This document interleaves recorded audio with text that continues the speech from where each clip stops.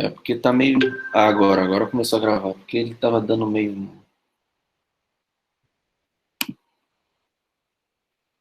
Deixa eu falar aqui para vocês, ó, eu já atualizei aqui, tá vendo? Modifiquei a data da avaliação 12 para o dia 7 e o dia 11 a substitutiva para quem todos podem fazer a substitutiva, podem fazer e substituir uma das notas das avaliações, tá? Então, pode fazer essa substitutiva quem quiser e, obviamente, substitui uma dessas notas. Obviamente, a mais baixa, se quiser. Se não quiser, não faz também, não tem problema. Tá? Se todos passarem, vai ser ótimo. Né? Caso ainda tenha algo que queiram fazer, só fazer e substituir, tá? Sem problema.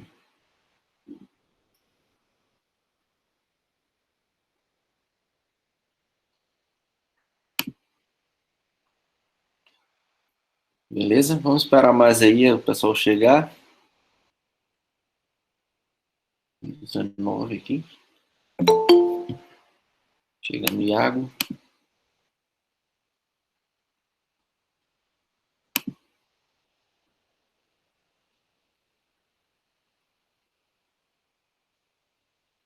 Já pode começar a fazer uma avaliação. O que é que vocês acharam do curso? O que é que vocês acharam do que foi visto? Porque agora já só faltam essas duas aulas, né? Praticamente hoje é a última aula de exercícios que vão entrar na lista. A aula de segunda é mais um final dessa discussão sobre geometria não euclidiana. E, obviamente, a construção do modelo para a geometria não euclidiana. Mas eu não vou cobrar na lista, mas é boa a aula porque vai falar sobre exatamente a construção do modelo, que é interessante, né? Questão 47, vamos lá.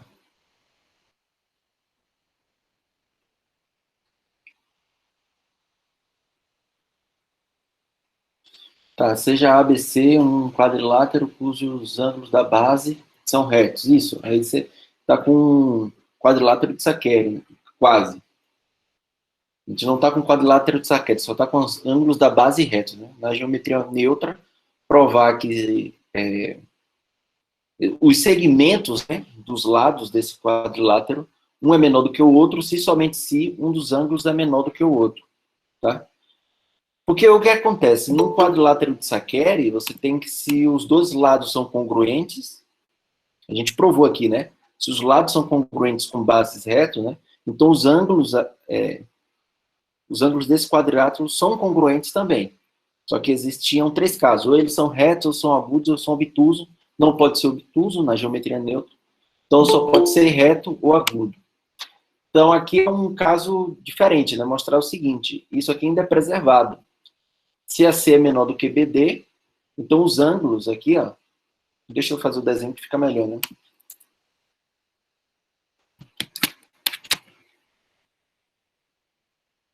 Vou pegar aqui. Vamos lá, se eu pegar uma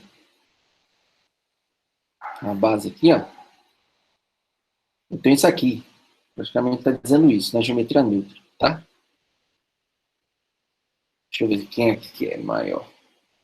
AC, vamos fazer esse menor. C. Então você tem esse quadrilátero. Está pedindo para mostrar o seguinte.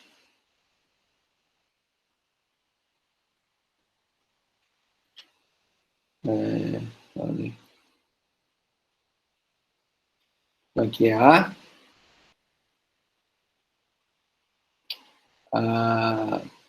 ângulo A e B, né?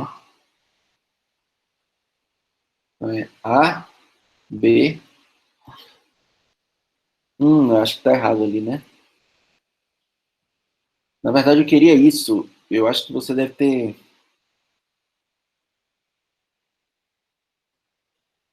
Já eu falo sobre isso, viu? Viu, Antônio? Talvez o erro tá ali. Em vez de aqui eu chamar de C, eu chamei de D, tá? Era para ser assim, A, B, C, D, como normalmente é chamado, tá? E aí você tem um lado aqui, né? Então tá pedindo para mostrar que esse lado, esse ângulo daqui, é maior do que esse ângulo. Tá?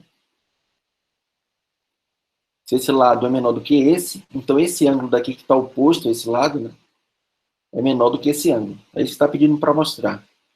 Por que que isso acontece? Tá? Então, é só isso que precisa fazer. E aí, como é que faria isso? Claro, se você sabe que esse ângulo é menor do que esse, né? Então, você vem aqui e pode marcar um ponto aqui, sei lá, C', onde aqui é congruente a esse. E aí vai formar um quadrilátero. Vai formar exatamente o quadrilátero. O ângulo vai ser congruente a esse daqui, né? Só que esse ângulo é ângulo externo. O termo do ângulo externo continua valendo, né? Esse ângulo é congruente a esse, que é menor do que C. Esse daqui tem que ser maior do que esse. Então tá feito o exercício. Né? Joselina perguntando um livro que tenha esses assuntos finais. Como eu falei, deixa eu mostrar aqui o livro para vocês. Felizmente, o livro que tem é em inglês.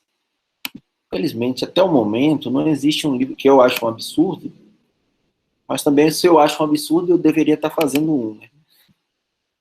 Mas, enfim, é um absurdo que não tenha ninguém que ainda tenha feito esse livro. O livro é esse aqui, ó. Vou mostrar aqui o livro para vocês. O livro é esse aqui. Tá? Euclidean and Non-Euclidean Geometries. Tá? Esse livro do Mark J. Greenberg, que tem basicamente quase tudo que eu estou falando. Tem tudo. Eu só comento, só algumas partes históricas que eu desenvolvo um pouco mais e talvez em alguns pontos um pouco menos que ele, mas tem tudo aqui. Então, esse livro, ele fala aqui, ó, da geometria euclidiana, e fala dos axiomas de incidência, todos os axiomas. Ele só dá nome distinto aos axiomas, tá? Mas ele fala, aqui ele fala sobre lógica e geometria de incidência, os axiomas de Hilbert, tá?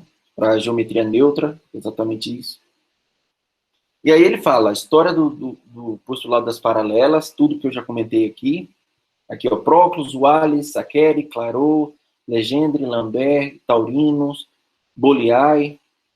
Aí ele fala sobre Janus, Bolyai, Gauss, Lobachevsky e geometria hiperbólica. Basicamente isso a gente vai ver hoje, um pouco sobre essa daqui. E na próxima aula um pouco sobre esse capítulo 7. Tá? Então, basicamente, a gente está fazendo isso nessas últimas aulas. E isso de forma bem resumida, tá? Eu estou fazendo menos do que ele faz. Não é necessariamente uma catenária, viu? Aqui é só para dizer assim, ó, não, se você desenha reto, dá uma ideia de que é um retângulo, né? Então é só para dizer, é uma reta daqui para cá que não necessariamente tem essa noção de ser segmento reto, que dá a impressão de que os ângulos são retângulos, tá? É só nesse sentido. É só na função do desenho, tá? Se faz um desenho parecido com uma catenária, só porque você sabe que esse ângulo ou é agudo ou é reto, não é obtuso. Então, por isso que dá essa ideia de que a reta você pode desenhar assim com uma barriguinha, tá? Mas não necessariamente. Uma tradução disponibilizada na internet, eu acho que sim, seria um crime, né? Mas tudo bem, sei lá o que é possível fazer na internet. Né? Por exemplo, os livros você pode baixar da internet, obviamente que é ilegal, mas você pode baixar.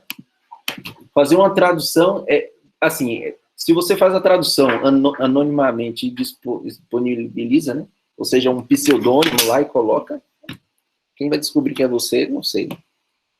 Alguém pegar essa gravação dessa aula e fuçar.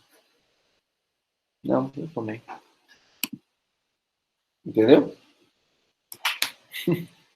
Então, alguém começar a me investigar vai saber que encontrou essa gravação aqui, vai te encontrar. Certo? Ah. Ele tá tendo um problema que ele tá sempre fechando. Beleza, Antônio? Entendeu aí como é que faz mais ou menos a ideia? É só assim, eu só não faço o desenho reto, né? Aquele segmento ligando, só para não dar a entender que é um ângulo reto ali, né? Na história. Ótimo, ótimo. Mas assim, dúvidas sobre esses exercícios de geometria não euclidiana a gente vai discutir, mas são simples, viu? Eu acho que o único mais mas nem é complicado também. É esse último aqui que é... E a dica da questão 52 é usar 51. E a prova do 51 é um corolário de um teorema que eu vou provar hoje. Então, assim, é bem simples. Ah, a prova de quadrilátero boa. Existe porque você sempre pode fazer isso, né? Usando os axiomas, ou seja, pega uma reta qualquer, fixa 2 pontos dessa reta, distintos. Você sabe que pode tomar retas perpendiculares a uma reta dada a partir de um ponto. Isso a gente provou na geometria neutra, lá atrás. Então você pode tomar perpendiculares, tanto passando por um ponto quanto passando do outro. E aí, usando o axioma de medição de segmento, o segmento que você tomar em uma reta, que é perpendicular a um ponto, você mede e considera a outra. Então, aí já fechou o quadrilátero de Sakhelin. Então, isso já deu o quadrilátero de Sakhelin. Entendeu? Então, a existência do quadrilátero de Sakhelin sempre é possível, porque é sempre possível tomar perpendiculares. Isso a gente provou na geometria euclidiana.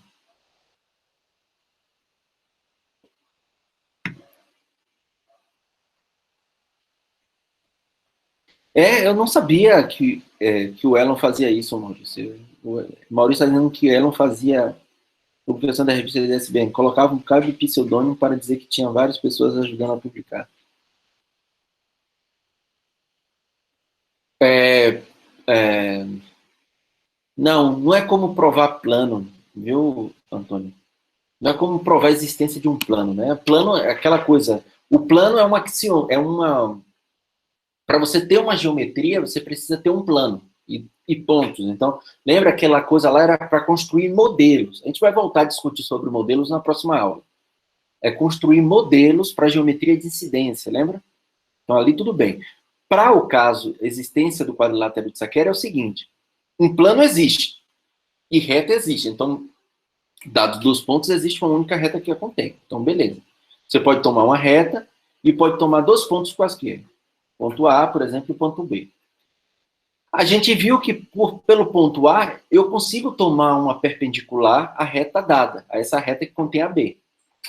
E por B, eu também consigo tomar uma perpendicular. A gente provou isso, né? Existência de perpendicular. Como é que eu tomo? Basta tomar a partir do ponto, por exemplo, a partir da semirreta S AB, eu tomo uma semirreta de ângulo 90. Isso é garantido pelo axioma lá de medição de ângulo. Tá? Eu posso tomar. E aí, se eu fixar aqui um valor, né, um segmento aqui sei lá, um AD, né, eu posso tomar esse tamanho e colocar do lado de cá. O mesmo tamanho. Também pelo axioma de medição de segmento. Então, o quadrilátero de Sakhelin está construído. A existência do plano, né, é uma das noções primitivas, que é o plano. Agora, na construção de modelos, aí é que você precisa determinar o que é um plano. E aí, para incidência, um plano poderia ter infinitos pontos. Depois que a gente introduz outros axiomas, a gente mostrou aqui que se uma reta tem infinitos pontos, então um plano também tem que ter infinitos pontos. Tá? E aí, segue. Né? Beleza? Beleza, Antônio? Ficou claro aí? A gente vai voltar a discutir um pouco sobre modelos de novo na próxima aula. Vai voltar para aquela coisa lá do início. Tá bom? Gente, vamos lá, ótimo, ótimo. Vamos lá, vamos. Acho que a aula também não é tão grande hoje, também é bastante história, só vou fazer 2 demonstrações, eu acho. Hoje, mas é mais contar histórias aqui. Demonstrações simples também, tá? Então vamos lá. Na aula anterior, a gente falou sobre mais, mais algumas tentativas, né, de prova do axioma das paralelas.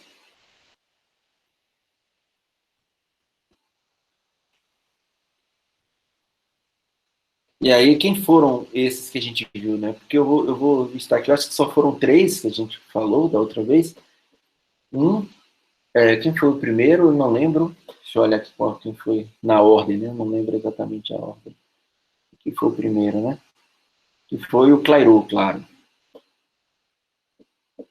Que ele colocou. Deixa eu colocar aqui. Clairot. Que o axioma dele era exatamente dizer que retângulos existem. Tá? Esse era o axioma dele que ele colocou, o axioma de Clairaut. E aí a gente provou que, de fato, com esse axioma de Clairaut é possível provar o axioma da paralela, ótimo, mas, na verdade, existe a equivalência entre a existência de retângulos e o axioma da paralela. Então, na verdade, a geometria de Clairaut, ou seja, a geometria neutra mais esse axioma, é a mesma geometria euclidiana. Então, Clairaut, no final das contas, não tinha feito nada. Né? A gente viu Legendre, só foi apenas um slide para exemplificar que Legendre ainda continua naquela tentativa de Saccheri, talvez não consiga, não visto, mas continuou tentando provar o axioma das paralelas na geometria neutra, né? Então essa tentativa foi exaustiva. E o outro foi, quem foi o outro? Que eu nem lembro também. Lambert, né? Lambert, isso. E o quadrilátero de Lambert. Né? Lambert, que era o quadrilátero de Lambert. E aí também ele não conseguiu provar o axioma da paralela, né? Ele percebeu o quadrilátero de Lambert, seguiu trabalhando com esse quadrilátero. Lembra o quadrilátero de Lambert, né? Quem era? Era aquele que era formado assim, né? Eram 3 ângulos retos. Tá? São 3 ângulos retos. Deixa eu fazer aqui 3 ângulos retos. Coloca assim. Era algo assim, né? Aqui era reto, aqui era reto, aqui era reto.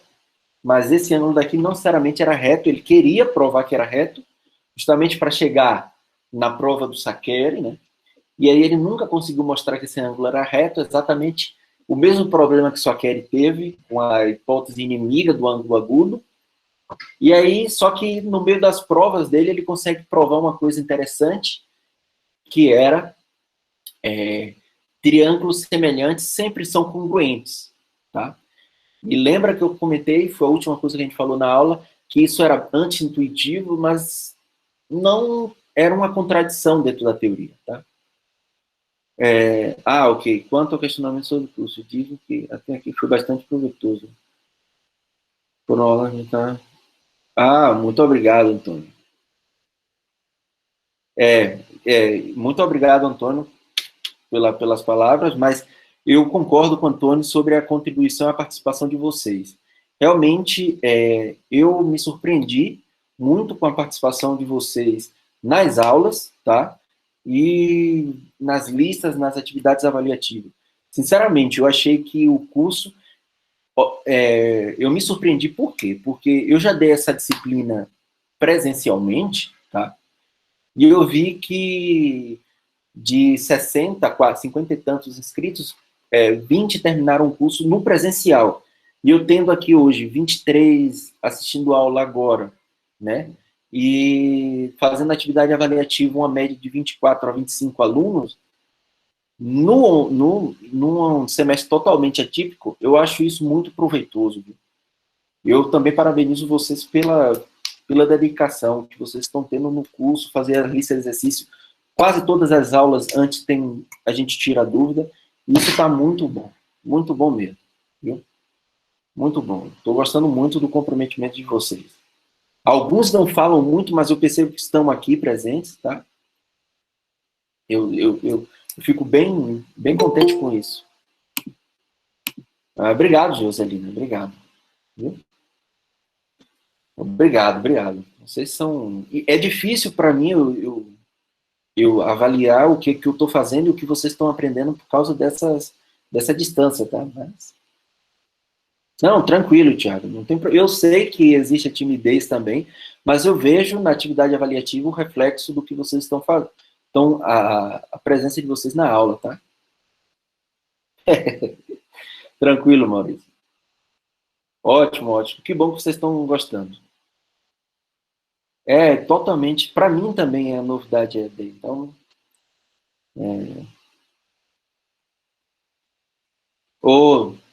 também eu não sei avaliar como é que está sendo outros cursos, então, que bom, Davidson, ter esse feedback, viu? Muito bom mesmo.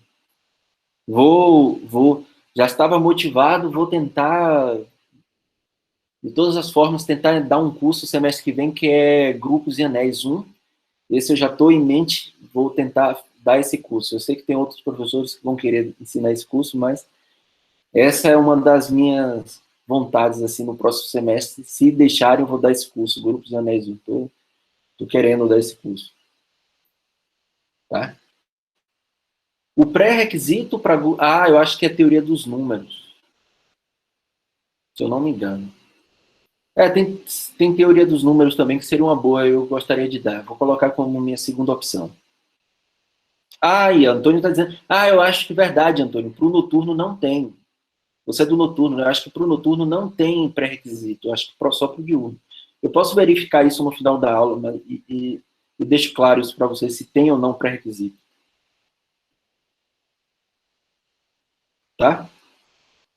Então, eu vou olhar isso até no final da aula e falo para você.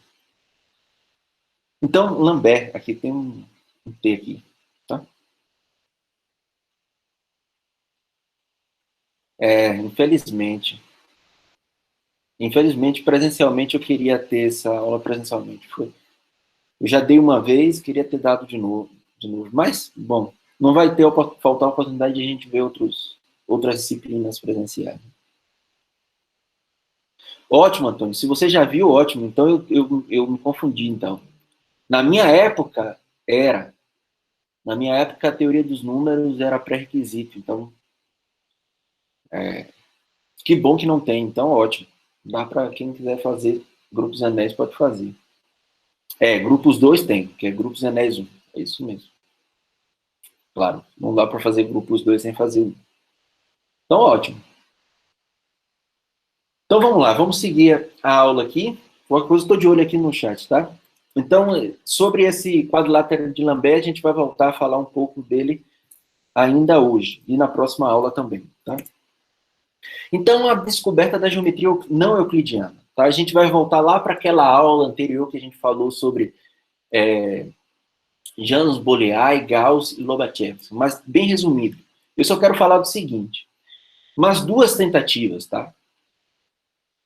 Uma tentativa não. Esse Simon Klugel, ele provou na sua tese de doutorado o seguinte, para você ver, esse matemático, eu só estou falando algumas tentativas de matemáticos assim, de destaque, tá? E esse não foi um deles, né? Ele introduziu, por exemplo, a função trigonométrica. Foi o primeiro a introduzir o que é uma função trigonométrica, tá? Foi o Klugel. E ele, na sua tese de doutorado, em 1763, então a gente já está partindo para a segunda metade do século XVIII, tá? Ele escreve a tese de doutorado mostrando 28 erros e falhas em tentativas de provas do axioma das paralelas. Então, foi a primeira vez que deixou escrito, né, um documento evidenciando as falhas das provas, tá? Pois é, eles sempre estão de perfil. Isso são fotos históricas dos seus institutos que eles trabalhavam, né? Então, esse é o mesmo fotógrafo. Não, parece que era uma tradição nas universidades ter as fotos assim, tá? Por exemplo, nos livros ou nas teses de doutorado dele, nas coisas que eles escreviam, eram fotos em perfil que apareciam, tá? Então, naquelas fotos da parede, sempre... É porque aqui não tem, mas, por exemplo, na universidade, na USP, né, que eu estudei lá, tem na parede as fotos dos diretores dos institutos, né? Então eram fotos bem antigas, até as atuais tem todas as fotos assim. Então talvez as fotos, talvez não, tenho certeza que as fotos lá eram assim, né? Dos membros da academia, enfim, eram tiradas dessa forma. Hoje já não tem mais essa formalidade, tá? Então ele prova isso, ele prova não, ele na tese de doutorado ele faz 28 erros e falhas nas mais variadas tentativas de prova do axioma da paralela, e evidenciando exatamente essa dúvida da possibilidade de provar tal axioma, tá? Ou seja, pô, o cara faz 28, mostra 28 erros em uma tese. Ou será que realmente isso é possível ser provado, né, na geometria neutra? Né? E D'Alembert, ele escreve exatamente o seguinte, e evidencia o escândalo da geometria. Estamos diante de um problema que talvez fosse assim meio negligenciado, alguns matemáticos de destaque tentaram, mas sempre meio deixado de forma lateral, assim, né? Faziam outros trabalhos na matemática e esse sempre ficava ali na gaveta, abria a gaveta, tirava o papel, tentava, não conseguia, escrevia a sua frustração, mas seguia o seu trabalho, né? E a D'Alembert parece que, pela primeira vez, evidencia que está diante de um problema grave na matemática, da ciência, né? Tá colocando em xeque a ciência. Então, assim, o Janus, o Facas Bolyai, que foi o pai do Janus, talvez tenha sido, eu falo talvez porque eu não tenho certeza, né? Mas talvez tenha sido o último a tentar provar o axioma da paralela.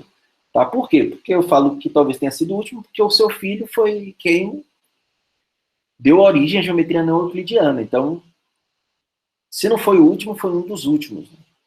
Então, aí já realmente bem, já entrando no século XIX, tá?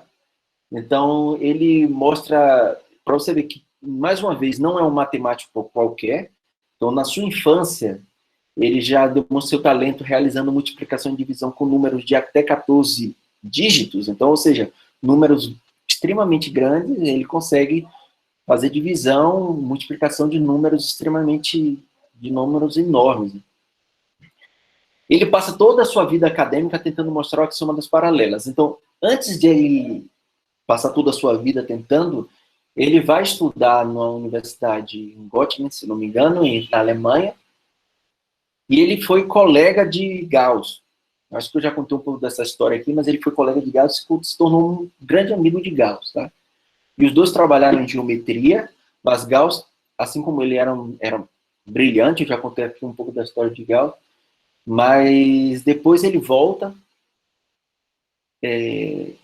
e na Hungria, ele era húngaro, se não me engano, ele volta para a Hungria e como professor na universidade lá da Hungria e segue trabalhando no axioma das paralelas. Tá?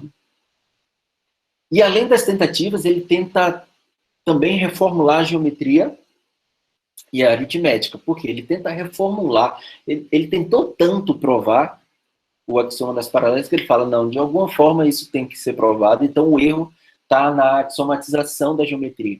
Então ele tenta reescrever toda a geometria e, consequentemente, toda a aritmética, porque ele também não viu o problema na geometria que ele reescreveu. Então ele fala, então o problema está nos números.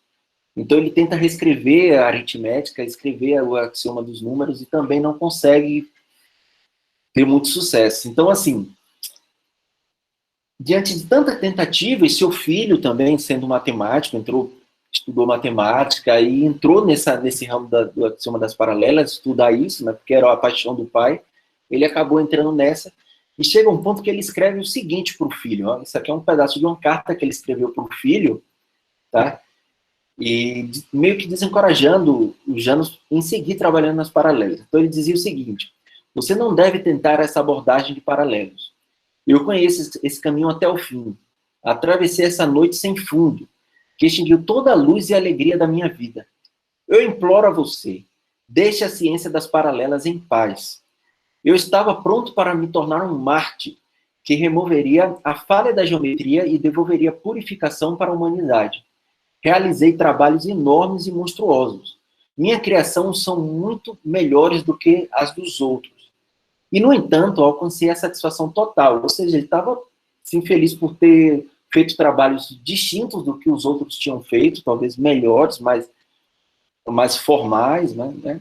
Mas mesmo assim, virei para trás quando vi que nenhum homem poderia chegar ao fundo da noite. Ou seja, ele percebeu que não poderia chegar em lugar algum. Voltei inconsolável, com pena de mim mesmo e de toda a humanidade, porque ele falou assim, ele chegou ao ponto de pensar, se eu fiz tanta coisa e não consegui provar nada, ele acreditava que nenhum matemático iria chegar a tal solução, né?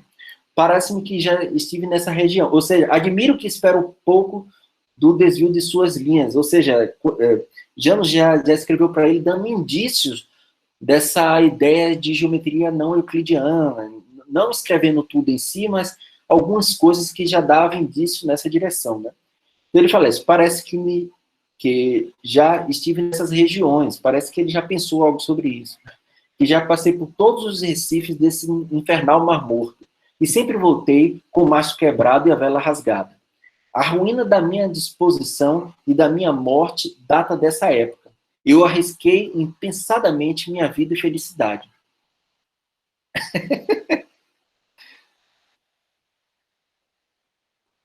Exata, boa, a Davidson foi boa. Filhote, deu não.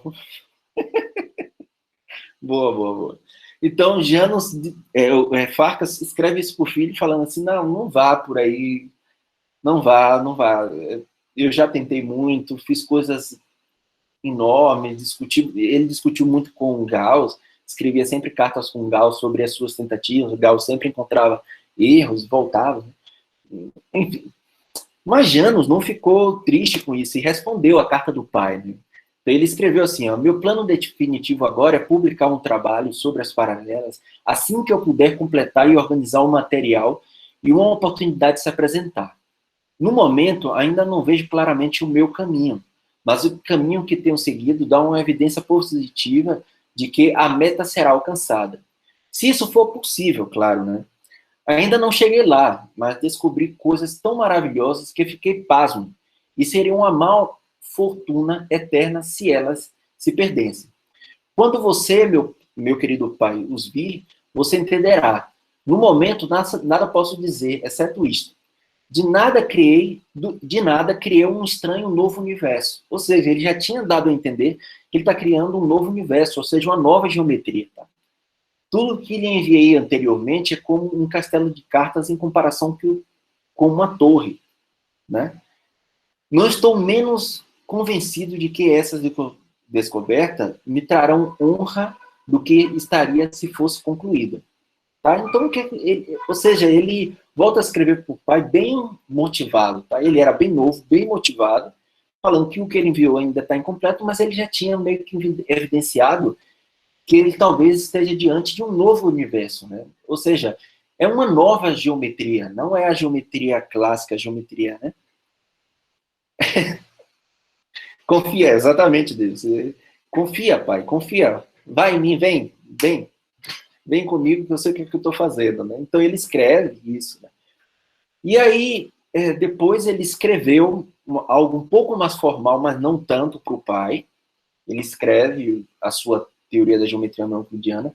O pai coloca em uma lista de mais algumas outras tentativas de prova do axioma da paralela. No final, ele coloca como anexo o trabalho de Janus, do filho. E aí foi aquela história, né? O trabalho, aqui está Janus, acho que vocês lembram, né? E aí Janus está aqui, o pai manda para Gauss, tá? O trabalho.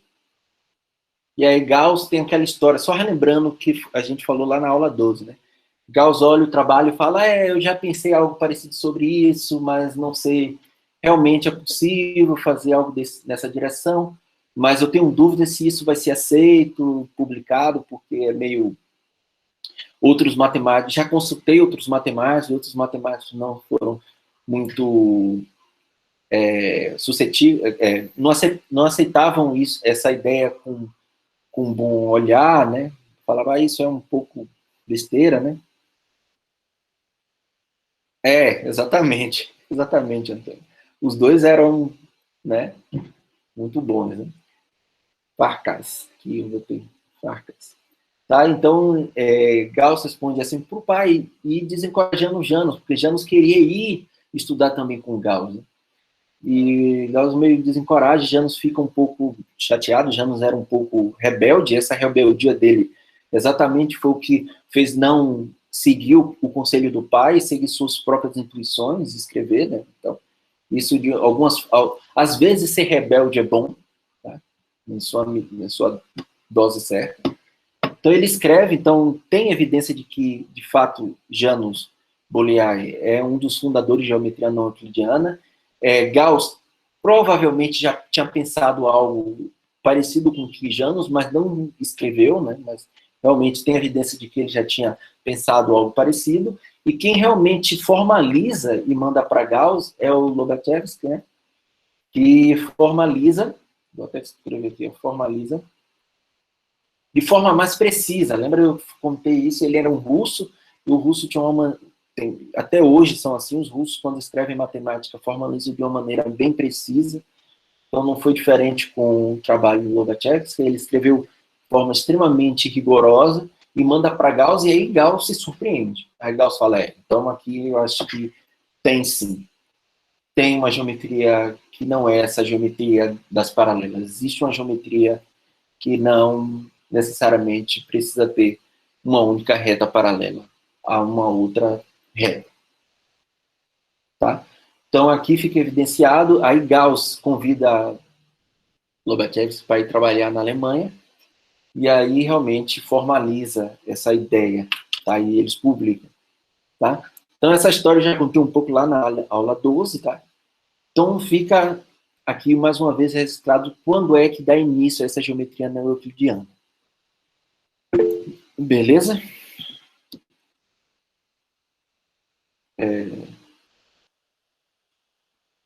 Alguém levantou a mão aí? Eu vi aqui. Se quiser falar, pode falar, tá? Tá, pode perguntar, Maurício. Tá ouvindo? Sim, tô ouvindo. Ah, certo. Vem cá, é uma dúvida mais histórica e tal, essa daqui. Tá. Você acha que a matemática brasileira ela tem um pouco da russa, nessa coisa de ter provas realmente bem concisas e arquitetadas? Eu acho que tem sim, tem influência. Eu acho que não necessariamente da Rússia. Eu acho que essa forma russa de fazer matemática influenciou depois o resto do mundo. Acho que esse formalismo extremo, né, acabou tomando. Obviamente, a matemática russa tem seu destaque. Né? Assim, costumo dizer que né, nesse período do século XVIII, século XIX, a matemática estava ali na Alemanha, Inglaterra e Rússia, né? E França. A França também dá uma contribuição muito grande. Então, França, Alemanha, Inglaterra, Rússia e um pouco a Itália. Eu acho que a Itália já chega mais para o final, para o século XIX e XX. A Itália chega ali forte também em geometria e álgebra. A Itália tem muito algebrista, né? Então, a Itália tem muito. Mas eu acho que aqui foi uma influência teve uma influência, sim, russa. O russo, por exemplo, um período, a matemática, antes de fundar o INPA, né? Quem não conhece o INPA é o Instituto de Matemática Pura Aplicada, a USP era destaque em matemática, e lá tinham bastante russos, tá? Russos e ucranianos. Até hoje, eu tive aula, por exemplo, eu tive aula com um professor chamado Grishkov, que é um algebrista fantástico, tem Shestakov, que é outro algebrista que está na USP, que tem um destaque mundial absurdo. Assim. Então, assim, os russos vieram, sim, para o Brasil, mas porque vieram para trabalhar mesmo aqui. Né? Outros matemáticos, alguns franceses, vieram poucos, mas sempre vieram visitar, né? Aqui. Tá? A matemática de Euclides é barril. Eu falo, com certeza, Antônio. A matemática de Euclides é incrível, porque o que Euclides fez durou 2.000 anos para conseguir dar uma resposta sobre o que ele já tinha imaginado lá e colocado como postulado. Tá? Ou seja, Euclides, nesse tempo, ele já tinha uma percepção do problema que era o axioma da paralela, porque ele não colocou nos elementos nenhuma tentativa de prova. Ou seja, Euclides, realmente, Antônio, a matemática de Euclides foi incrível. Foi incrível. Incrível. A outra pergunta que você falou, Antônio, um exemplo aí para o nosso dia a dia, eu não sei do que é. Talvez eu tenha perdido o tempo, e aí eu não lembro qual foi o timing dessa pergunta. E aí eu poderia falar. Ah, da geometria não euclidiana, tá. A gente, na próxima aula, eu vou falar, porque aqui a gente dá início à geometria não euclidiana, então eu vou falar hoje ainda sobre as tentativas de formalizar essa geometria não euclidiana, e aí a gente vai falar sobre geometria hiperbólica, agora já, e na próxima aula eu ainda vou falar sobre uma cronologia. Sobre a matemática, como a matemática no Brasil, de uma certa maneira, é muito recente, né? Claro, o Brasil é recente, né? Ou seja, quando esses caras estavam discutindo, o Brasil tinha 200 anos, 300 anos. Gente. Os caras já estavam fazendo matemática de top. Então, o Brasil não tinha cultura matemática, né? Então, digamos, a cultura matemática do Brasil chega no século XXI, e aí no século XXI que é feita a matemática no Brasil. Então, bem recente, posso contar um pouco dessa história, como é que foi feita a matemática aqui. O IMPA, por exemplo, só foi surgir nos anos 70, então, você vê, né? A matemática no Brasil é bem recente, né? Por exemplo, quando o Grothendieck veio para aqui, nos anos 60, 50, a matemática era parte do departamento do Instituto de Filosofia da USP. Então, ou seja, não tinha departamento de matemática. Então, assim, era bem... A matemática do Brasil é bem recente e já temos uma medalha Fields. Então, assim, eu fico animado com isso. Por mais que seja uma matemática bem recente, já temos uma medalha Fields, ou seja, estamos fazendo um bom trabalho. E outra coisa que eu acho que foi útil para mim e seria útil para todos vocês é o seguinte: essa possibilidade de você ir para o exterior, com bolsas do governo, financiada pelo governo. Isso faz com que você tenha contato com essa matemática feita por tanto tempo. Eu fui para a Espanha, não fui para a Inglaterra, nem para a França, mas a Espanha também tem uma contribuição matemática muito grande, principalmente na minha área. Então, assim, poder vivenciar um pouco dessa matemática fora, por mais que seja 1 ano, 2 anos, você traz uma experiência muito grande. E, assim, o nosso medalhista Fields trabalha na França também. Então, obviamente, ele está no nível da matemática que é feita lá. E é feita no IMPA também, tá? Então, de uma certa forma, a gente tem muitos professores aqui no Instituto de Matemática, veio não só da USP, como eu, mas veio da Unicamp, do IMPA, da própria UFBA. Então, sim, eu acho que a matemática brasileira teve um crescimento muito rápido, apesar do seu tempo, né? Pouco tempo de história. Tá? Então, sobre as paralelas, Antônio, a resposta é não. Eu prolonguei, mas a resposta é não sobre essa geometria não euclidiana. Obviamente, se trabalha sobre geometria, como eu vou falar agora, né? Sobre geometria riemanniana. Então, obviamente, aqui tem gente que trabalhou bastante com geometria riemanniana e até hoje tem, tá? Exatamente. Né? Felizmente, foi cortado Ciências Sem Fronteiras, foi cortado tudo esses programas que realmente precisava ser fiscalizado de uma maneira um pouco mais rigorosa, mas eliminar o Ciências Sem Fronteiras cara, é um retrocesso, infelizmente. Era muito bom, essa bolsa era muito boa, tá?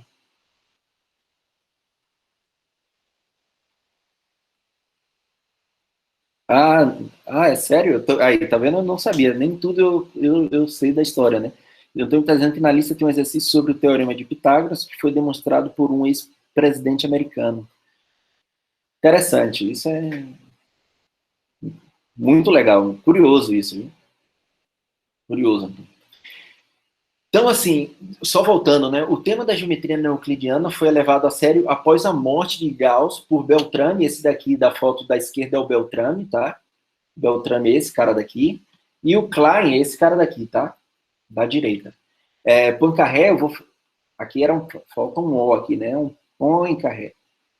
Hilbert e Riemann, tá? Hilbert você já conhece, reescreveu a geometria euclidiana de maneira mais sucinta e aqui que é considerada hoje a geometria, a axiomatização da geometria euclidiana, tá? Beltrame e Klein, eles provam, por exemplo, tanto Beltrame primeiro, mas depois Klein, eles mostram que a prova do axioma das paralelas seria impossível.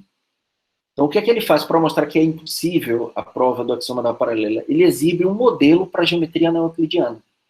Então, exibir um modelo, ele faz aquele, digamos assim, lembra como a gente fazia lá no início o modelo para os axiomas de incidência?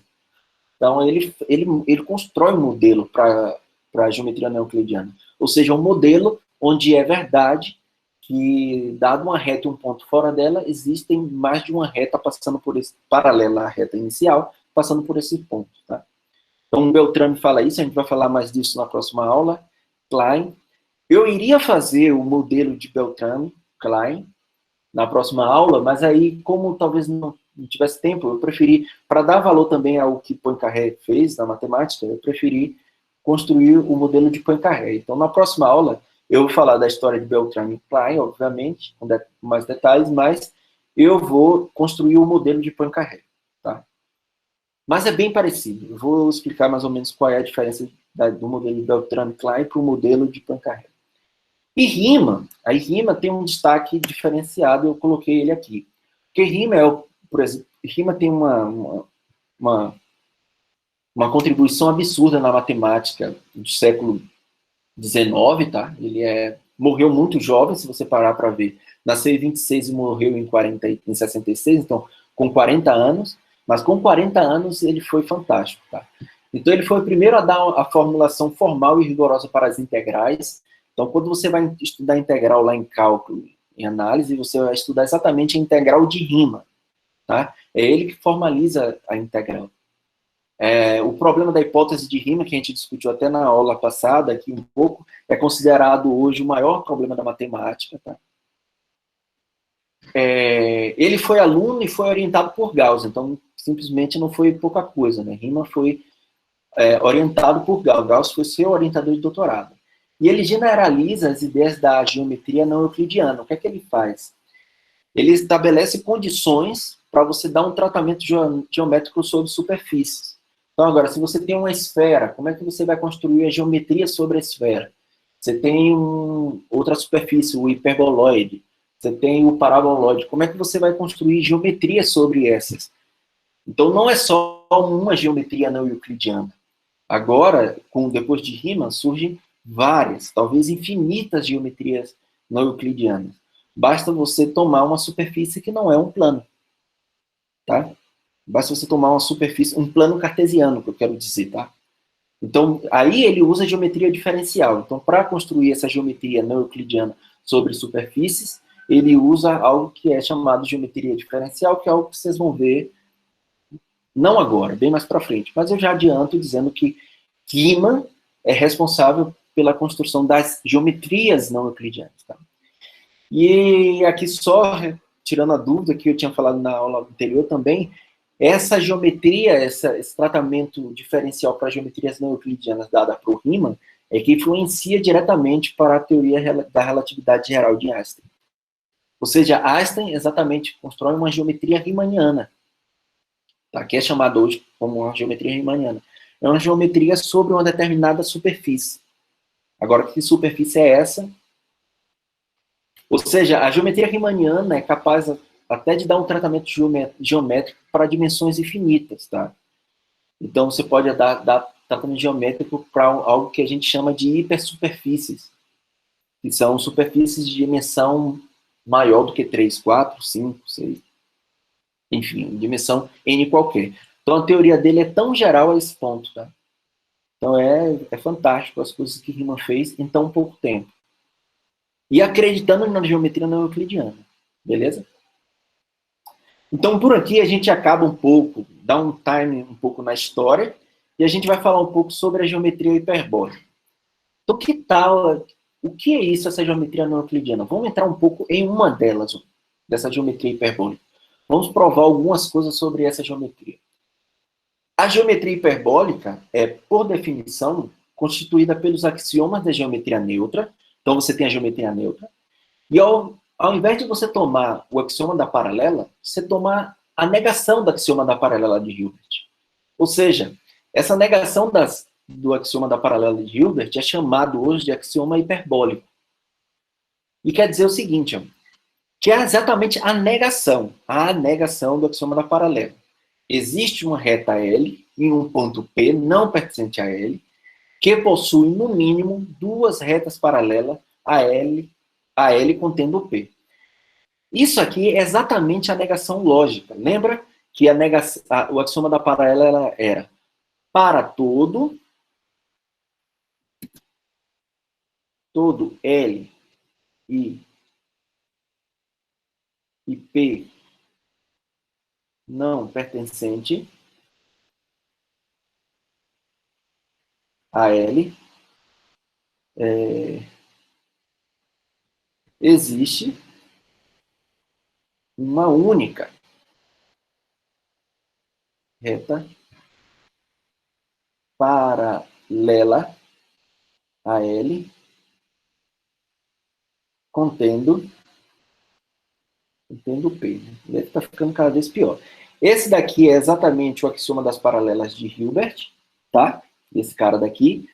E é exatamente a negação. Lembra que a negação é a negação de uma sentença quantificada, a gente viu isso lá no início. Como é que você nega a sentença quantificada? Negar é tomar o existe, tá? E negar a tese. Então, existe uma reta L, um ponto P, não pertencente a L, que possui no mínimo, ou seja, possui uma única, a negação de uma única é ter pelo menos duas, tá? A L contendo P. Beleza? Entenderam aí qual é o axioma hiperbólico, a negação do axioma da paralela? Então, é exatamente a negação, ou seja, escrever a negação de lógica, né?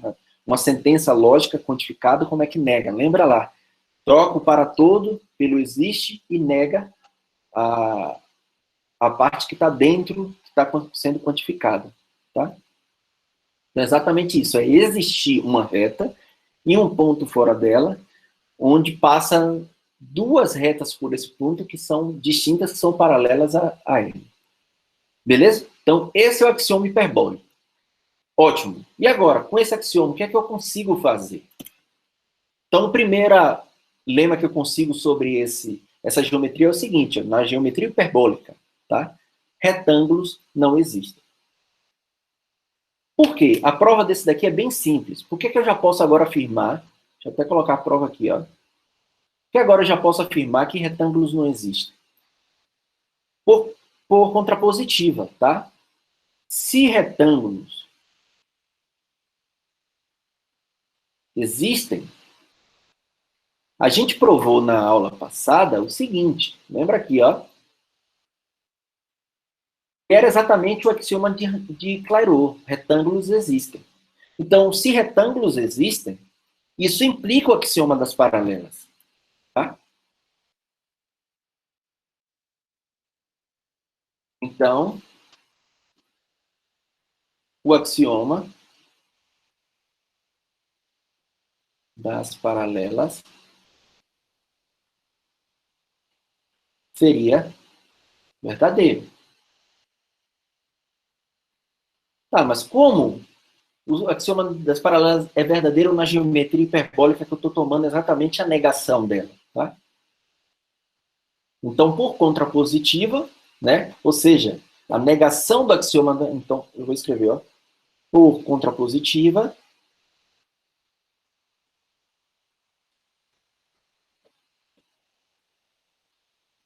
temos temos o desejado, né? Ou seja, se retângulos existem, então o axioma da paralela seria verdadeiro. Então, se a negação, né? Não é verdadeiro, né? Eu vou escrever assim, né? Então,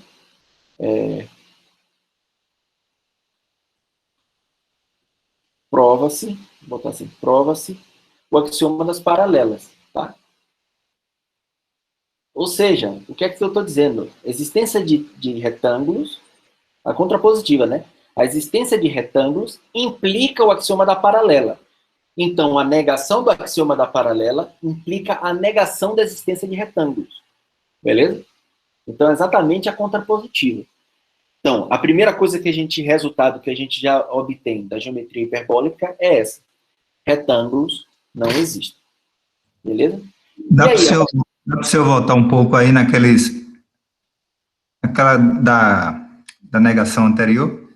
Essa daqui, né? Sim. Tá. Tem alguma dúvida aí? Esse axioma hiperbólico. É exatamente a negação. Não estou escutando, Antônio. Cortou, viu? A internet está um pouco ruim. Tá. Negar esse axioma hiperbólico, como seria? A negação, claro, aí é lógica, lembra? A dupla negação de uma sentença é a própria sentença. Isso é verdade.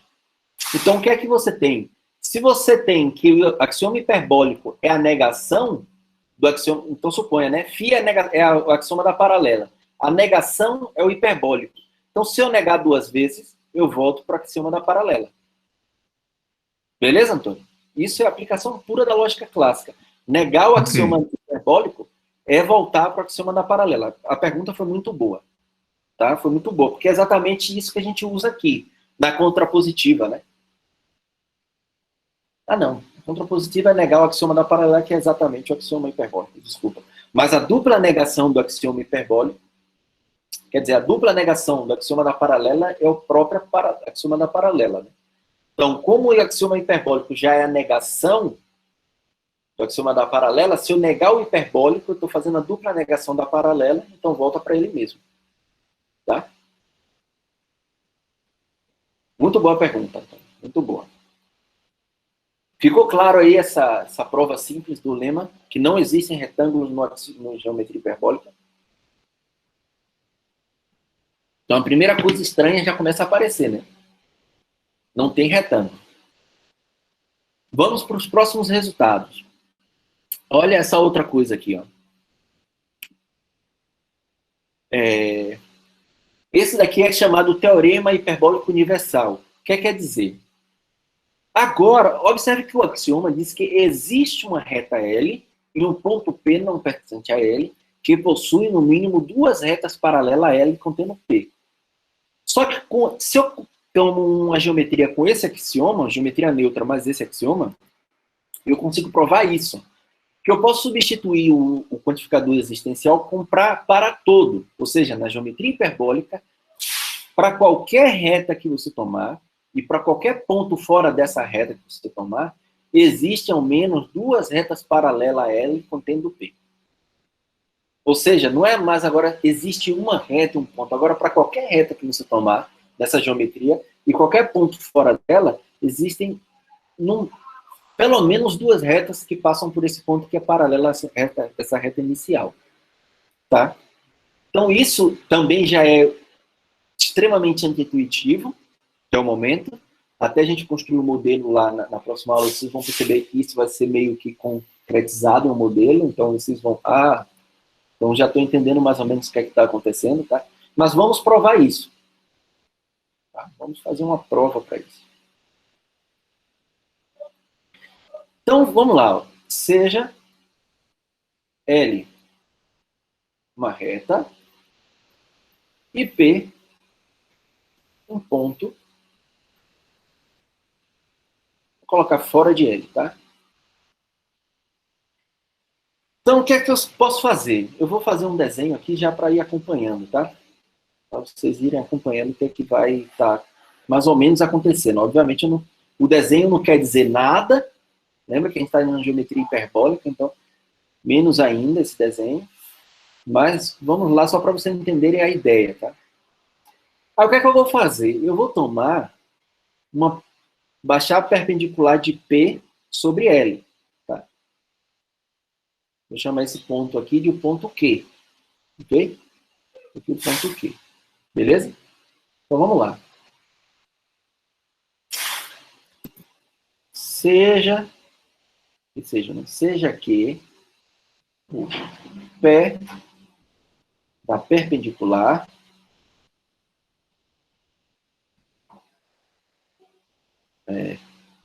baixada de P sobre a reta L, tá? Então, eu baixei essa perpendicular. Ok, então eu sei agora que esse cara daqui é uma perpendicular. E agora, passando por P, eu tomo uma reta N perpendicular a esse segmento PQ, tá? Tomo aqui, ó, uma perpendicular, passando por P. Aqui era L, tá? Era L. Aqui eu tenho N. Eu tomo aqui essa perpendicular, beleza? Então, a gente já provou na geometria neutra que essa perpendicular aqui, ela é paralela a L. Isso a gente provou lá na geometria neutra, antes de introduzir o axioma paralelo.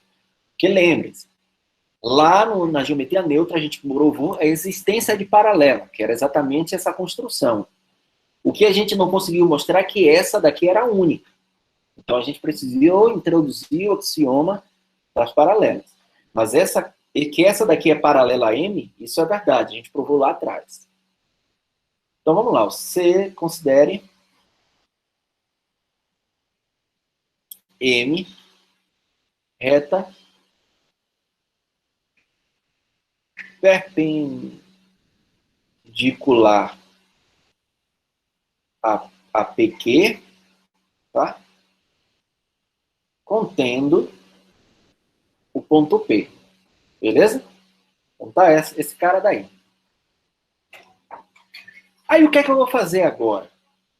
Eu vou fazer o seguinte, ó. Seja agora S um outro ponto qualquer de L, tá? S eu estou tomando um outro ponto qualquer de L. E aí eu vou fazer o seguinte, desse ponto S eu vou tomar outra perpendicular a L.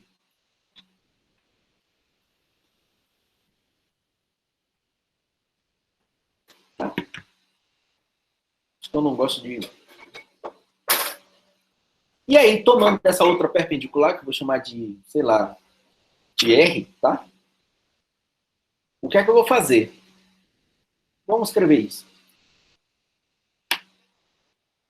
Agora, seja S um ponto de L distinto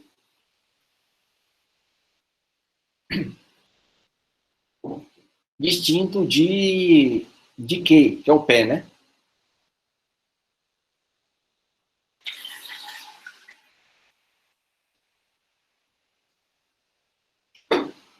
Espera, um ponto, uma reta tangente. Você está falando de círculos, né, Maurício? Um ponto, uma reta...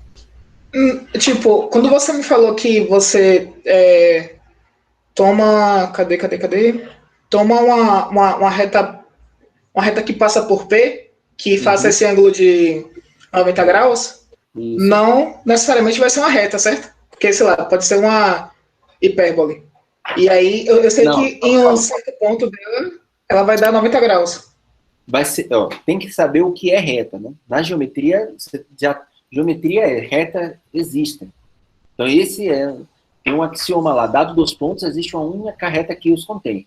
Por mais que eu estou fazendo o desenho assim, tá? Mas não considere uma hipérbole uma reta, não. Aqui a gente não está falando nem... Hipérbole para a gente nem existe, tá? Ah, Então, certo. tá? Então, é só, até o momento, a gente está naquela geometria... geometria neutra mais o axioma hiperbólico. Tá? Então, Beleza. a gente ainda está cru mesmo. Então, a gente tem M é paralela a L, isso é verdade, tá? Eu não escrevi aqui, reta contendo PQ. Tá. Deixa eu escrever isso, né? Vou escrever isso. Portanto, M é paralela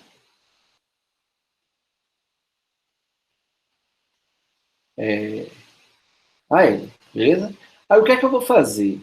Então, seja S ponto de L distinto de Q. Sejam S e R reta perpendicular a L,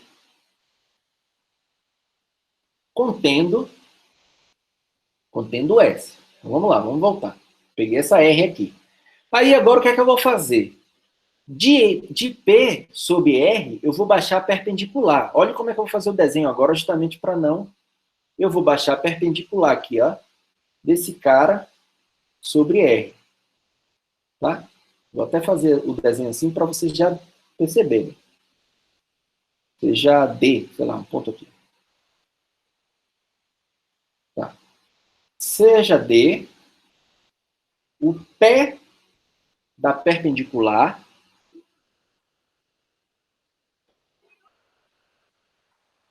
baixada de P sobre R. Sobre agora a retazinha R ali, tá? Essa retazinha R. Aí o que é que acontece? Eu não sei se esse ângulo daqui é reto, tá? O desenho não quer dizer nada. Eu só sei que esse daqui é reto. Então, o que é que acontece? Se a reta, né, que contém PD, então eu vou colocar assim, ó, seja M' a reta que contém P e D. Agora, olha onde é que aparece a contradição. A contradição não, onde é que aparece o fato de que existem retas paralelas. Essa reta nova que eu construí também é paralela a L, tá? M' é paralela a L. Por quê? Porque ela incide de forma perpendicular a uma reta perpendicular a L. Tá? Ou seja, L é perpendicular à reta R, que M' também é perpendicular. Aqui, deixa eu prolongar essa M aqui, tá? Então, aqui é a M', tá? A M'. A M' também é perpendicular a essa reta S. Então, essas duas retas são paralelas, tá? Então, eu sei que M é paralela a L e M' também é paralela a L. Então, eu pergunto o seguinte. Se M' for igual a M, M' pode ser igual a M? Quem é que consegue justificar por que M' tem que ser distinta de M? Eu lembro que lá no início a gente já provou isso uma vez, a unicidade, mas eu esqueci. Isso foi o axioma das paralelas. A gente precisou da unicidade, né? E aí esse argumento falhava. Mas por que aqui a gente está na geometria não euclidiana, então, na hiperbólica, então a gente não está assumindo o axioma. O que acontece? Se M for igual a M', então eu vou ter um retângulo. Porque esse ângulo que é formado aqui com M, esse ângulo retângulo aqui é com a reta M, tá? Então eu vou ter um retângulo. E como a existência de retângulo não pode, tá? Não existe retângulo, que foi o que a gente provou aqui anteriormente. Então, M' tem que ser obrigatoriamente distinta de M. Entenderam esse argumento, gente? Então vamos escrever. Se M é igual a M', então P, Q, S, D é um retângulo.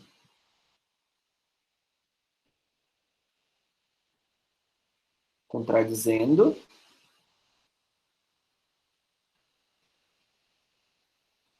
o lema anterior.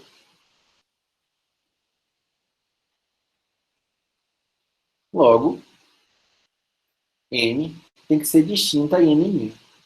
Então, eu acabei provando o quê? Entenderam esse argumento aí? Se M for igual a M', eu teria um retângulo, que seria o retângulo PQSD, tá? E aí ia ser uma contradição a esse lema que a gente acabou de provar anteriormente. Dessa forma, eu consegui N distintas e paralelas a ele. Retângulos não existem. Se você falar assim, considere, perfeito, Antônio, o conjunto dos retângulos na geometria hiperbólica, esse conjunto é vazio. Não existe retângulo, tá? Então, M' com certeza tem que ser diferente de M, porque se fossem as mesmas retas, a mesma reta, ia mostrar a existência de um retângulo na geometria euclidiana, onde esse conjunto, como você mesmo está falando, é vazio. Então, uma contradição. Beleza? Entenderam, gente? Talvez, muitas vezes, pode ser anti-intuitivo, mas porque a gente está acostumado de maneira de pensar euclidiana, essa forma euclidiana de pensar, então, às vezes, dá um pouco, buga um pouco, tá? Diga aí, Maurício. Professor, como é que eu sei? Como é que, tipo, eu não sei, na verdade, que quando tu pegou essa reta M, Tá. que é paralela a P, ela não seria já um retângulo? Ah, não. Ó. Não, calma. Esse ângulo daqui, com certeza, não é reto. Por quê? Porque se você tomar esse ponto daqui, eu vou até chamar esse ponto aqui de D', tá? Se você tomar o quadrilátero PQSD', é um quadrilátero de Lambert. Lembra? Que Lambert não conseguiu provar que isso aqui era reto sem o axioma da paralela. Então, esse ângulo daqui, eu não consigo precisar se ele é reto ou não. Esse ângulo de cá, de D. Tá? De D', desculpa. O ângulo de D' eu não sei precisar. Entendi. Entendeu? Eu não consigo dizer, com certeza ele é reto. Não sei dizer. Tá? Ah, tá, beleza. Agora, o que eu consigo dizer na geometria não euclidiana é que esse ângulo com certeza não é reto. Esse ângulo com certeza é agudo. Por quê? Porque se ele fosse reto, ele ia coincidir com D, ia ter um retângulo, contradizendo o lema anterior. Então, esse ângulo daqui é um ângulo agudo, sempre. Então, olha que coisa estranha está acontecendo na geometria hiperbólica. Se eu tomar 3 ângulos retos e fechar um quadrilátero, esse ângulo que fecha nunca vai ser reto, sempre vai ser agudo. Tá? Isso é uma coisa bem estranha, mas acontece. Então, Hiperbólica, diga aí. Então, vem daí que a soma desses ângulos vai ser menor que 360? Menor do que... isso. A gente vai provar isso daqui a pouco. Ah, tá. Isso e vai ficar como exercício, que os ângulos internos de um quadrilátero é menor do que 360. Eu vou mostrar que na geometria hiperbólica, a soma dos ângulos internos de um triângulo é sempre menor do que 180. Estritamente menor. Nunca pode ser igual. Tá? Isso é um ângulo agudo. Agudo. Tá? Entenderam, gente, essa prova aí? Então, inicialmente pode dar um pouco de nó, por isso que eu queria fazer algumas demonstrações hoje, para poder vocês meio que entenderem. Ah, então tem coisas estranhas acontecendo. Então foram essas coisas estranhas que colocaram, por exemplo, Saccheri imaginou que o Lambert provou, né, que triângulos semelhantes são congruentes. Isso é estranhíssimo, é anti-intuitivo, mas não é uma consequência desse axioma. Até que ponto isso é errado? Né?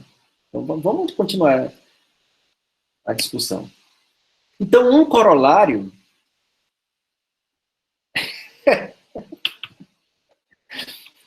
eu acho que se um terraplanista começa a assistir minha aula, vai começar a duvidar, inclusive, da ciência, da matemática. Né? Vai dizer, não, isso aí que você está falando é maluquice. Mas, enfim. Mas acreditem, viu? Eu não estou falando... Eu estou dando uma aula de poucas horas de coisas que foram discutidas por 2000 anos, gente. Não foi de uma hora para outra que chegaram nisso, tá? Então, eu estou tentando mostrar a história, mostrando que foi exaustiva a luta para chegar nessa intuição, tá? E a contribuição que isso deu para a ciência hoje, ou seja, a possibilidade de chegar à Lua seria impossível sem a existência da geometria não euclidiana. Você precisar exatamente que um foguete ia sair daqui e ia chegar na Lua, né, seria impossível sem a geometria não euclidiana. Tá? Isso seria totalmente impossível, a não ser que também você seja terraplanista, não acredite que o homem foi à Lua, não acredito em nada disso. Aí é uma outra coisa, mas se você começou a se corromper no início, cagou, vai ter que se corromper até o final. Né? Ou seja, o que eu estou querendo dizer, se você acredita que a Terra é redonda, a partir daí você vai ter que acreditar em tudo que a ciência faz, a matemática faz. Então, um dos corolários é o seguinte, ó, dado uma reta L e um ponto P fora de L, não é que existem ao menos duas, existem infinitas retas paralelas a L contendo P. E isso aqui eu vou deixar de exercício. Está até na lista, tá? Professor, como é que eu provo agora a existência de infinitas? Ou seja, é só repetir o argumento. Agora pega um outro S diferente de S, S' diferente de S. Faça a mesma construção. A reta que eu tomar aqui, que eu tomar nova aqui, né, tomando pela perpendicular de P, passando por essa reta que contém S', vai ser uma reta paralela a L, que tem que ser diferente tanto de M' quanto de M. E aí você construiu 3. Aí você pode ir construindo 4, 5, quantas você queira. Então, esse eu coloquei de um corolário, eu deixei de exercício, só para vocês formalizarem essa ideia, tá? De como é que você pode ir procedendo de forma recursiva, tá? Obviamente, vocês não sabem indução, então seria... a prova formal seria usando indução, mas como ainda melhor considerar o seguinte, vai tomando reta, essa ideia intuitiva de indução, né? Vai tomando outra, vai tomando outra, vai tomando outra. Eu posso prosseguir com essa ideia de forma infinita. Então, é possível construir infinitas retas paralelas, passando por um ponto. Ou seja, uma outra coisa extremamente estranha. Como é que eu tenho uma reta e tenho um ponto fora dela, passam infinitas retas paralelas a essa reta inicial? Que modelo eu vou construir que isso é verdade?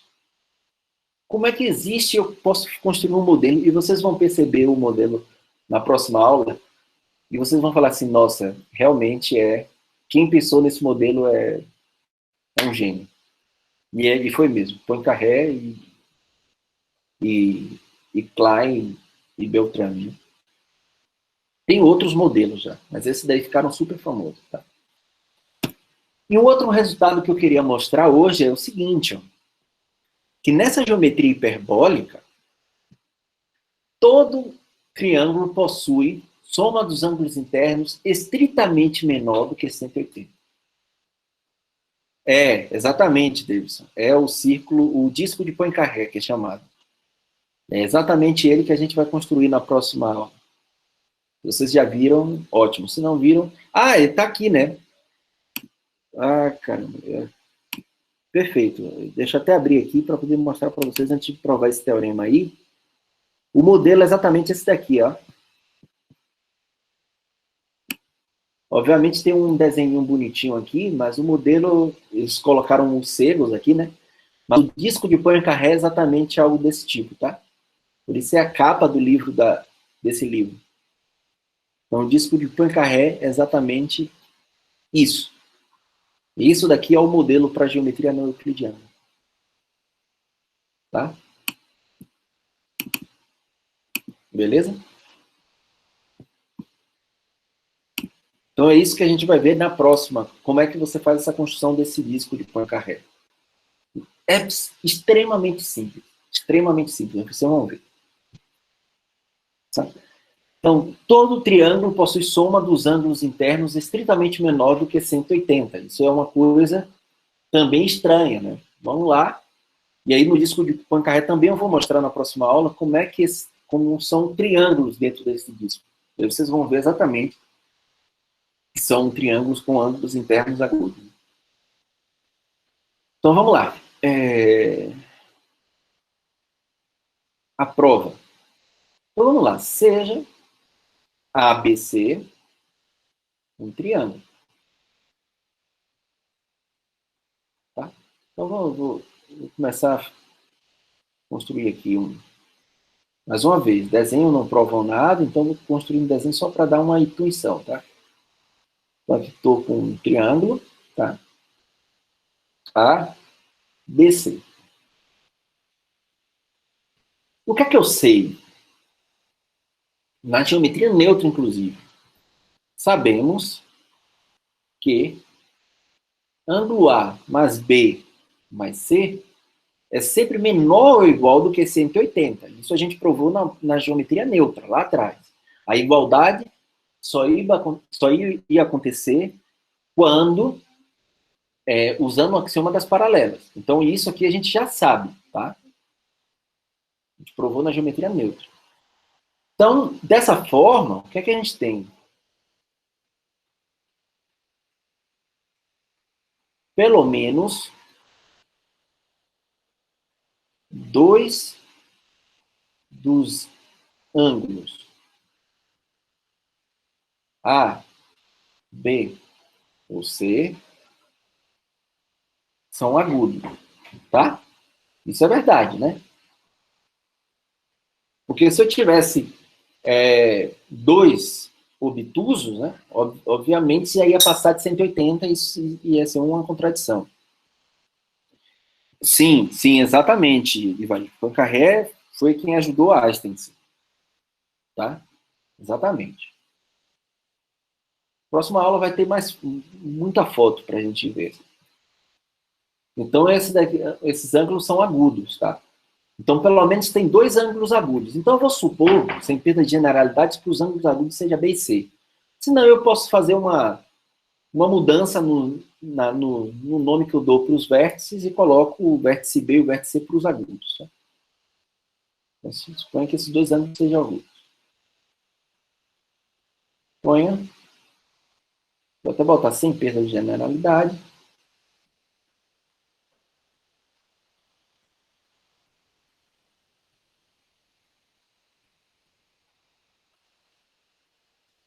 Que B e C são agudos.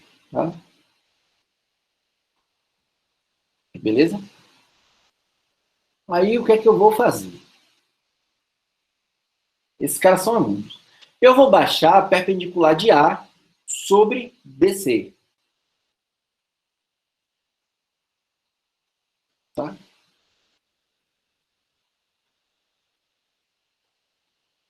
Seja D o pé na perpendicular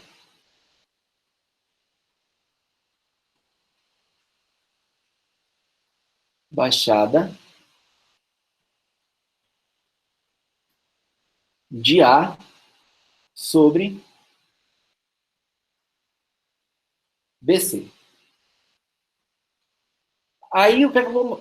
Observe, olha o que é que eu vou escrever aqui, viu? Observe que o D está entre B e C. Por quê? Se esses dois ângulos são agudos, com certeza D está entre B e C. Lembra porque se esse cara tivesse aqui fora, né, o pé da perpendicular fosse fora, o que é que ia acontecer? Eu ia ter um triângulo ADB, onde esse ângulo agudo é externo a esse triângulo, onde esse ângulo D seria reto, uma contradição. Então, de fato, esse ponto D tem que estar entre B e C, tá? Entenderam essa formalização aí? Ele não pode nem tacar, porque senão o teorema do ângulo ele ia contradizer o teorema do ângulo externo. Beleza? Então, com certeza ele está aí. Então, aí agora a gente vai mostrar o seguinte. De novo, a prova segue por contrapositiva. Contradição. Ou por redução absurda, na verdade. É o seguinte. Suponha que a soma dos ângulos seja exatamente 180. E aí a gente vai encontrar uma contradição aqui. Tá? Suponha que ele seja 180. Logo, os triângulos retângulos, tá? Quem são os triângulos retângulos? ABD e ACD também possuem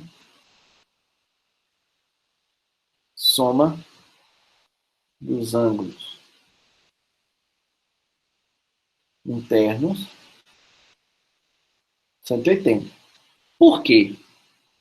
Ó, se eu tenho que esses caras daqui, a soma dos ângulos internos, né, de A, B e C é 180, por que se eu pegar, por exemplo, A, B, C, a soma desses ângulos também vai ser 180? Suponha que não. Então vamos lá. De fato, vamos lá. Suponha que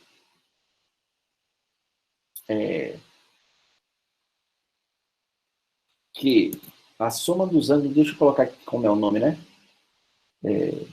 Colocar ABC mais DAC mais C seja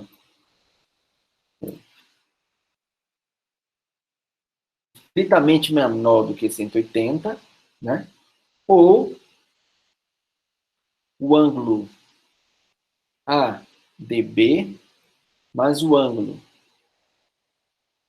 aqui, DC, né? Mais o ângulo DAB mais o ângulo B seja menor do que 180. Um dos dois, né? Eu estou supondo que não são retos. Eu estou mostrando que se a soma dos ângulos internos do triângulo original é reto, então desses triângulos retângulos que eu construí também são 180, tá? Então eu estou supondo que não. Então um desses dois vai acontecer. Então se um desses acontece, então logo, se eu somar, né, o ângulo, fizer a soma essa soma daqui, vai dar a soma de cá, né? Então, é a soma ABC mais ADB, né? Mais DAC mais DAB mais C mais B vai ser menor do que 360. Só que ADC mais ADB, vamos olhar lá, ADC mais ADB é um ângulo raso, que é 180. Tá? Então aqui eu teria 180, e aí aqui eu teria DAC mais DAB, olha lá quem é. DAC mais DAB vai dar exatamente o ângulo A. Esse cara daqui vai dar o ângulo A. Então eu teria aqui o ângulo A mais o ângulo B mais o ângulo C seria estritamente menor do que 180. Mas eu estou supondo que é igual. Então, esses caras daqui, os triângulos retângulos, não podem ter soma dos ângulos menores, extremamente menor do que 180. Tá? Logo, a soma dos ângulos internos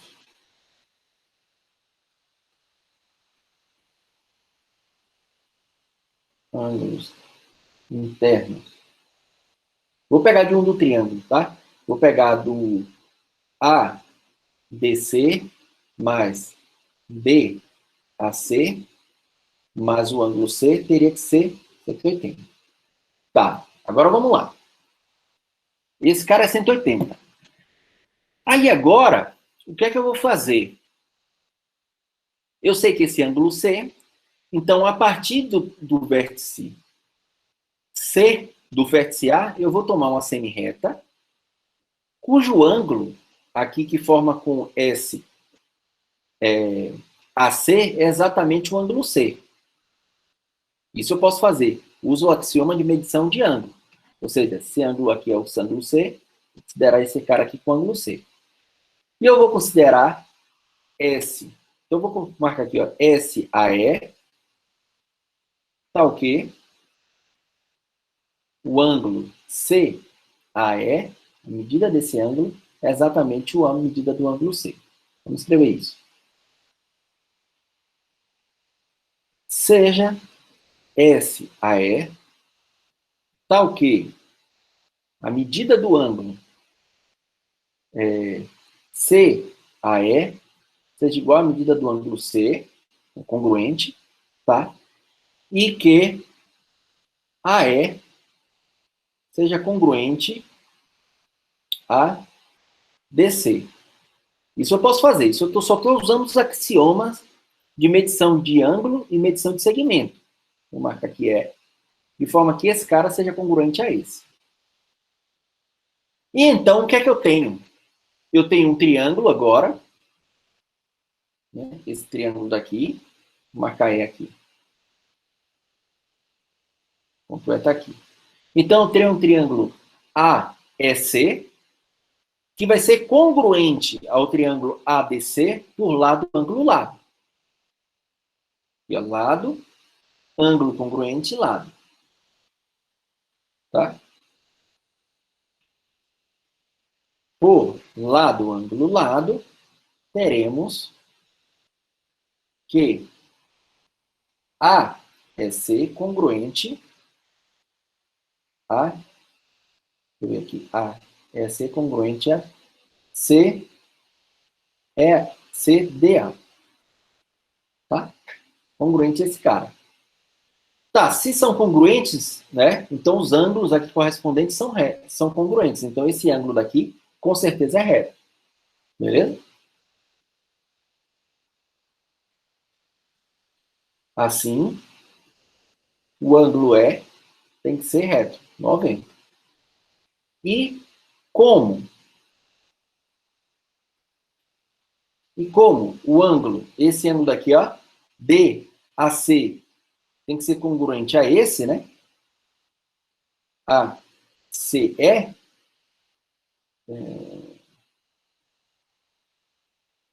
e a soma dos ângulos internos é 180, então esse ângulo somado com ele é 180, então esse mais esse, né, é 90.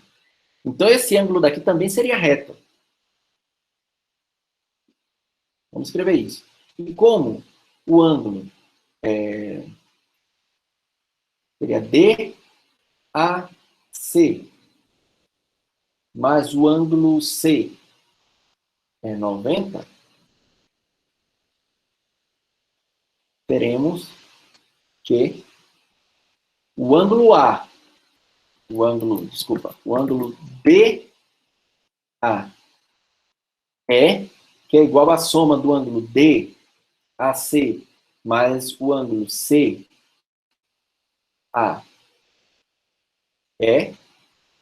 vai ser igual a 90. Porque esse ângulo CAE, ele é congruente ao ângulo C, lembra? E o DAC, somado com C, dá 90. Então esse cara vai ser 90.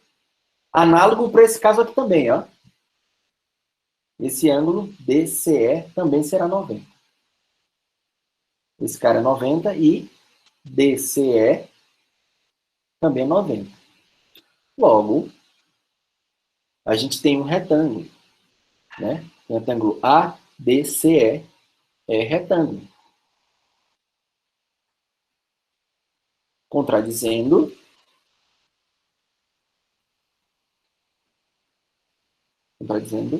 o lema, que a gente acabou de provar.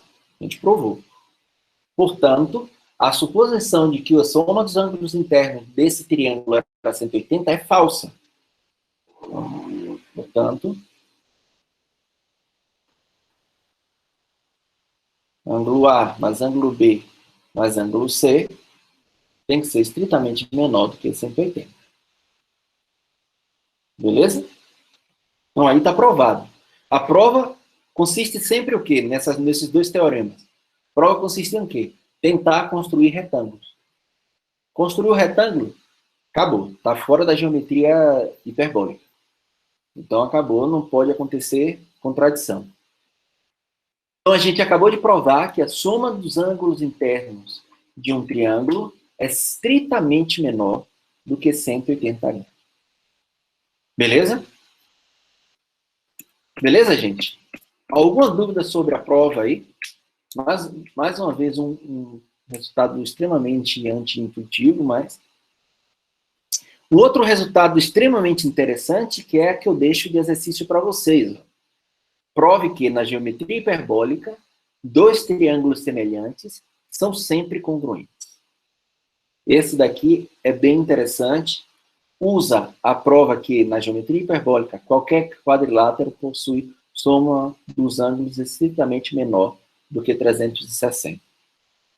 E a prova desse do 51 usa exatamente esse daqui. Aí fica fácil, né? Pega um quadrilátero, forma uma diagonal, tem dois triângulos, você sabe que a soma dos ângulos internos desses dois triângulos é estritamente menor do que 180, já foi, né? Resolveu o exercício 51. E aí o 52 é baseado no 51. Beleza? Então, olha para aqui, na geometria hiperbólica, dois triângulos semelhantes são sempre congruentes. Então, na próxima aula, o que, é que a gente vai ver? A gente vai falar sobre a consistência. O que quer dizer isso? Mesmo provando, olha o nó que eu vou dar na cabeça de vocês aqui, né? Mesmo provando o teorema nessa teoria, será que realmente essa teoria é consistente? Ou seja, voltamos para aquela indagação do Saccheri. Saccheri não conseguiu provar inconsistência. O que quer dizer? Não conseguiu provar que a negação do axioma da paralela induzia um absurdo, uma contradição. Mas não quer dizer que se ele não conseguiu, é impossível de provar. Calma, a gente ainda não tem essa resposta. E aí a pergunta fica: será que essa geometria nova, não euclidiana, essa geometria hiperbólica é consistente? Ou seja, será que essa geometria eu não consigo extrair contradições, né? Paradoxos? E aí a resposta é não, e é o que a gente vai ver na próxima aula. A gente vai discutir exatamente sobre consistência. E aí vocês vão aprender coisas. É uma aula, como eu já disse, a aula de hoje é o que está na lista de exercícios, até a aula de hoje. O que eu vou fazer na próxima aula não entra na lista de exercícios, então eu vou fazer o disco de Poincaré, construir, então vai ficar bem concretizado essas ideias da geometria hiperbólica. Vou falar sobre consistência, mas não vou cobrar nada disso. Nada disso. É só uma última aula para fechar exatamente essa discussão sobre geometria não euclidiana. Tá? E aí eu vou falar de consistência, eu vou falar de uma coisa que vocês ainda estão aprendendo o que é teorema, e aí eu venho falando sobre o que é um metateorema. Isso aí eu também vou falar na próxima aula, mas bem rápido. Vou provar um metateorema, mas bem rápido, é dobro. Tá? Então hoje a gente fica por aqui, na próxima aula vai ter bastante história sobre essa consistência e a construção do disco de Poincaré.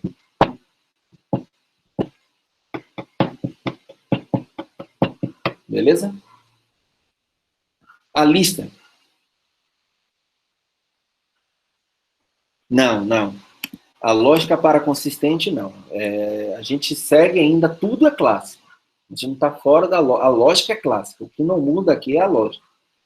A gente não faz nada fora da lógica clássica, até o momento. Tudo é lógica clássica. Lógica para consistente surge em uma outra circunstância. Beleza?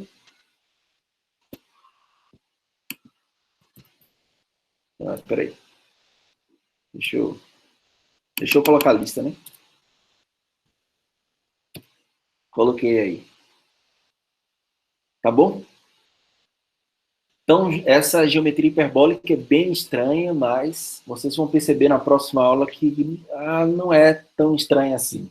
Aquela capa daquele livro que tem aqueles morcegos ali, é só uma ilustração, vocês vão ver como é que vai ser construído o modelo para geometria hiperbólica.